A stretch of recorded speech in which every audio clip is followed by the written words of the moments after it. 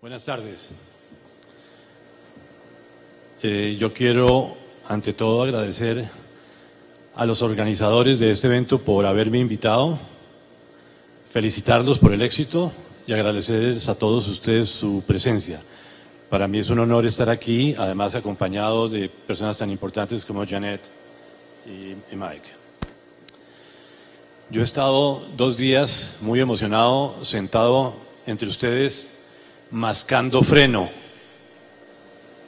como dicen los caballistas, porque tengo o quiero aprovechar esta oportunidad para hablar no de Dinamarca, como han estado hablando tanto, sino de Cundinamarca, como decía el maestro Echandía. Vamos a ensayar cómo es esta vaina. Mi presentación va a tener 2 partes. Una primera que me han pedido los organizadores, y es que haga una referencia histórica a la ciclovía y que, como a manera de apuntes para la historia, dejar claro cómo fue ese proceso. Para ese evento pues voy a hablar un poco del contexto que es la ciudad y voy a utilizar a Bogotá como ejemplo. Esta es la carrera séptima en principios del siglo, cuando en ese proceso permanente de redefinición de la calle empezamos por una ciudad que de ser colonial pasaba a ser republicana y el peatón era el rey. Aparecieron los tranvías como parte del proceso y tuvieron los peatones que hacerle su paso. Más tarde aparecieron los automóviles con el tranvía y los peatones. Todo esto utilizando la malla diseñada por la Carta de Indias de Felipe II y su ortogonalidad. Pero para 1950 y después de la guerra se inició un proceso de romance entre las ciudades del mundo y el automóvil, y Bogotá no fue una excepción. Esta es una copia original de los planos de Le Corbusier en el 48-50, cuando hizo el plan para Bogotá, y ahí apareció un primer paso fundamental en el proceso de consolidar a Bogotá como una ciudad para los automóviles. Ahí aparecen las vías que hoy existen, solo que Le Corbusier, aplicándole tasas de crecimiento de una ciudad europea, calculó que Bogotá iba a tener 2 millones de habitantes en el año 2000, y por tanto la vía periférica es la carrera 30 y de ahí para abajo una supuesta sabana como un Bois de Boulogne. Le Corbusier encontró que el centro de Bogotá, para su gusto, no debía existir. Su planteamiento era borrarlo y reemplazarlo por edificios contemporáneos y unas grandes manzanas divididas y consolidadas por calles para automóviles. Pero aquí, después de esos planteamientos, se inició el proceso. Y esta es una foto a la izquierda de lo que yo llamo la carrera pésima en su cruce con los huecos de la 26. La carrera pésima fue un trazo de Le Corbusier y fue durante muchos años lo que yo llamaba la estación central de Bogotá. Lo vamos a ver ahora, pero en ese momento guardábamos a mano derecha, es una imagen de Los Ángeles. Entrábamos de fondo a participar de esa imagen de la ciudad pensada para el automóvil. Pero quiero que tomen el detalle de estas 2 fotos. Además coincido en la foto de la derecha con Janet. Si ustedes alcanzan a ver ahí, hay hasta vendedor ambulante entre los carros. ¿Cuál es la circunstancia de nuestras ciudades a partir de ese principio que tan duro combatimos, que es el automóvil? Pues para nosotros hemos cometido durante todos estos años un error de concepto al tratar de identificar a Bogotá y a las ciudades de Colombia como ciudades automóvil. No, nosotros nos hemos movido y aún nos movemos en transporte público, en buses. La gran diferencia entre las 2 vías, el diseño puede ser muy similar, pero a mano derecha están las vías construidas para los carros que van en un flujo continuo y ven un bus, mientras que la realidad de nuestras ciudades a mano izquierda nos movemos en bus y ven un carro. Esta ha sido la gran dificultad y la gran tragedia entre nosotros, porque tenemos un diseño vial diseñado y construido como si tuviéramos carros, pero tenemos buses. Y eso es como tener una tubería de agua y meterle piedritas y barrito. No funciona y no ha funcionado y no está funcionando. En ese momento el gran discurso, esta es la foto del diablo. Este es el diablo. En estos años, cuando este escenario que estoy presentando es el escenario de 1974, quiero aprovechar la oportunidad para preguntarles cuántos de ustedes habían nacido en 1974. Bueno, pues nos trajeron para mejorar el promedio, porque la mayor parte de estas personas no saben lo que fue ese momento del 74, cuando en Colombia estábamos haciendo la Operación Colombia y convirtiéndonos en un país urbanizado. Ese país urbanizado traía detrás esa imagen de la ciudad automóvil y nosotros, los del momento, aceptamos que este era el diablo y que debíamos pelear contra el diablo. Pero perdimos. El diablo está aquí, sigue funcionando, y nosotros seguimos teniendo una ciudad sin automóviles, con transporte público y en un problema de congestión dramático.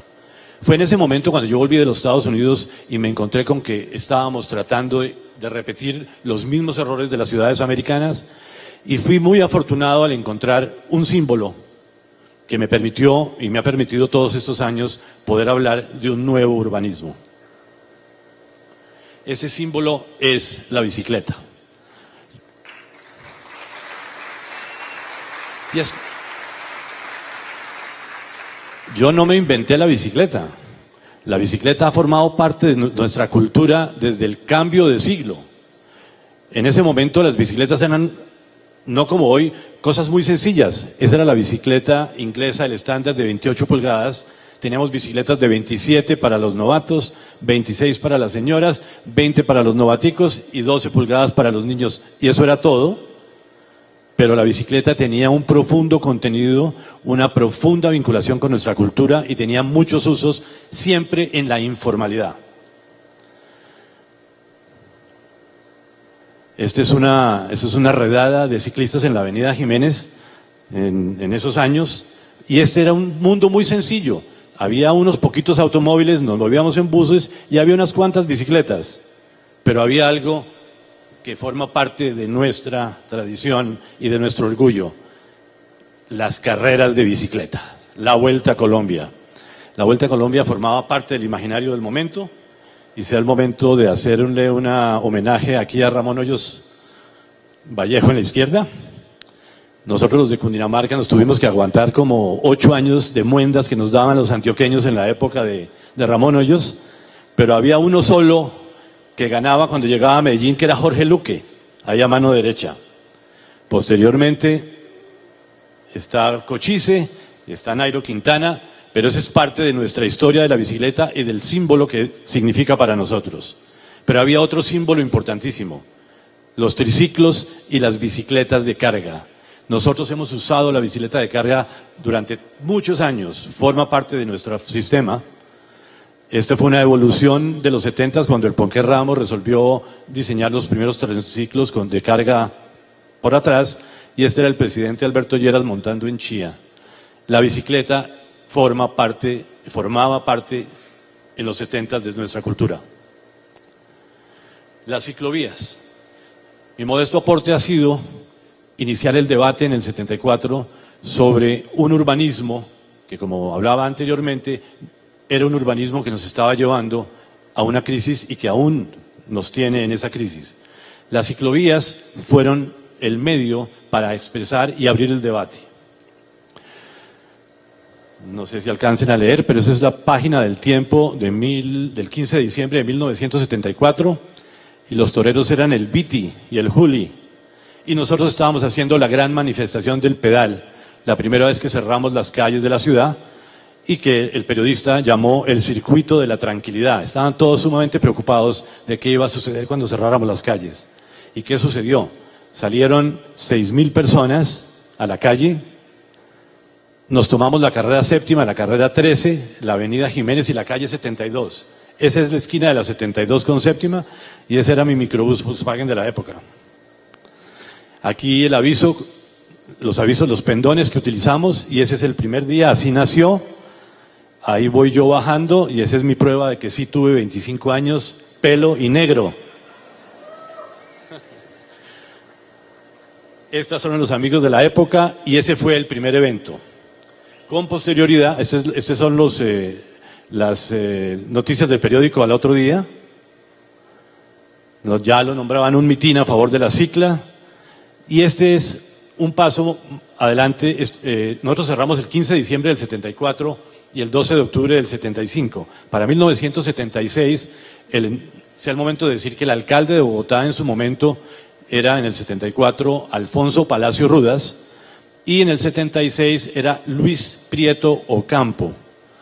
Y él decidió que se debía hacer un estudio y un análisis para consultar la posibilidad de construir, de diseñar y construir ciclovías en la ciudad y yo tuve la responsabilidad y el honor de asesorar al distrito en ese estudio. Ahí hay dos imágenes importantes de ese estudio. A mano izquierda, pero no alcanzo a leer. ¿Ustedes leen? Bueno, ahí hay una cosa sumamente importante y es que estamos diciendo que la esencia es el hombre y estamos diciendo que estamos pretendiendo contribuir a modificar la ciudad con un urbanismo distinto al urbanismo de la fecha. Las ciclovías no nacieron exclusivamente como ciclovías recreativas, como a posteriori el devenir de la historia las fue convirtiendo. Fue una estrategia para desarrollar un debate sobre un nuevo urbanismo y a mano derecha hay unas precisiones sobre la terminología. Hoy le mandé un Twitter al exalcalde Peñalosa, que ayer dijo aquí que él se había inventado la palabra ciclorruta. Si ustedes ven ahí, las ciclovías era el nombre genérico, hablábamos de ciclorrutas y de ciclopistas. Y dentro de las ciclorrutas habían las ciclorrutas temporales, que son las ciclovías que hoy conocemos. Esos fueron los decretos de junio de 1976, dándole vida jurídica a las ciclovías, y este decreto es el que reglamentó los primeros tramos de ciclovía.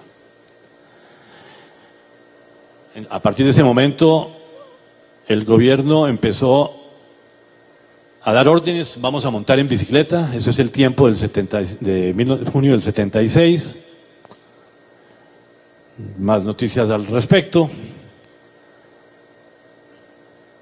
A montar en bicicleta, y ese es el primer día, y ese es el alcalde Luis Prieto Ocampo inaugurando las primeras ciclovías. Esto es para aclarar en detalle cuál fue la historia. Ya todos ustedes conocen la realidad de hoy, el proceso que ha cumplido a través de los años, distintas administraciones, muchas personas, pero ante todo la ciclovía lo que es un gran hecho determinado por la ciudadanía.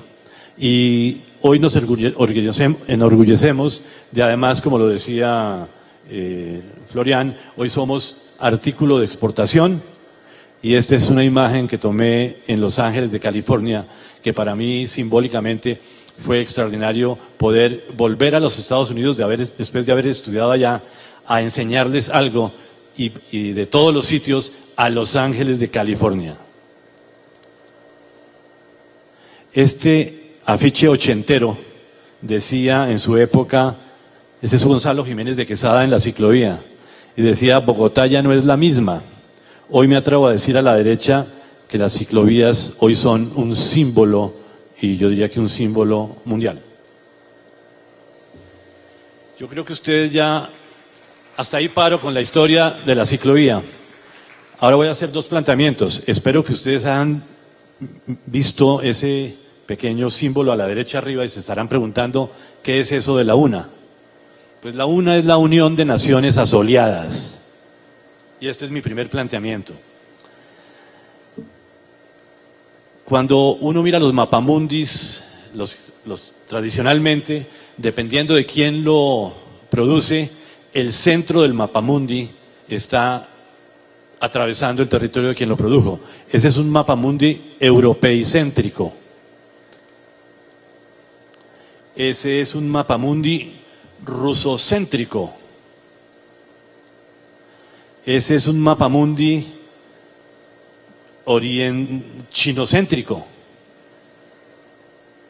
Pero yo siempre tuve una dificultad, y era una discusión permanente con mis profesores de geografía.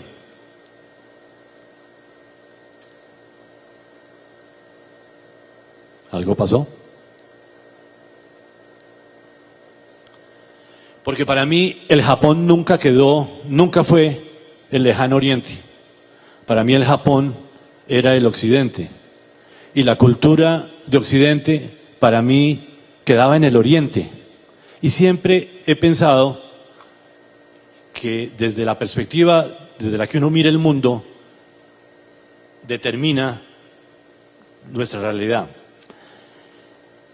Nosotros hoy voy a plantearles el mapamundi como lo veo yo.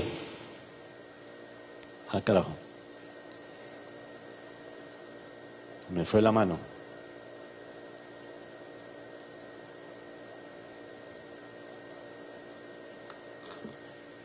Yo miro el mapamundi al revés. Yo miro el mapamundi y lo divido entre la una, perdón, esto es importante, entre la una y la otra. La una es la unión de naciones asoleadas.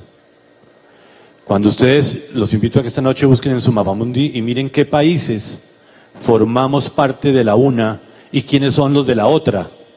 Porque es que el estar localizados donde estamos nosotros localizados imprime carácter.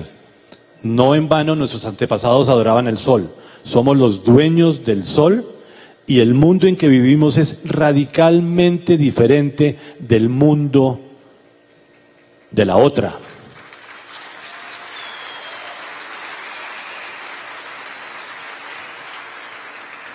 Y esto pretende ser un mensaje de libre pensamiento para esta juventud. Tenemos que volver a pensar y a mirarnos la cara, dejar de pensar en Dinamarca y seguir pensando en Cundinamarca, porque nuestras soluciones no vienen de la otra. Nuestras verdaderas soluciones nacen de la una. La ciclovía nació en la una y la otra la ha venido adaptando. Entonces quisiera que con este mapamundi ustedes esta noche hagan el ejercicio de ver quiénes somos y verán las similitudes y las circunstancias que tenemos. Vamos a tener que empezar a pensar que nosotros somos los viajeros importantes de este globo. Nosotros no somos los pasajeros de segunda, somos los pasajeros de primera y tenemos unas circunstancias únicas.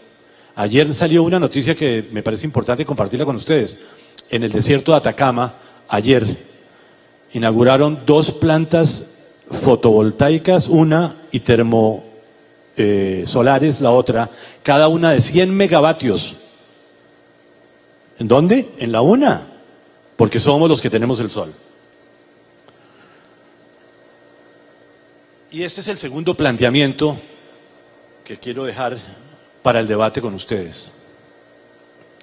Ya vimos hace un rato cuál era el diablo, y estamos en una, pienso yo, un falso debate entre buenos y malos. El malo siendo el carro y el bueno siendo la bicicleta.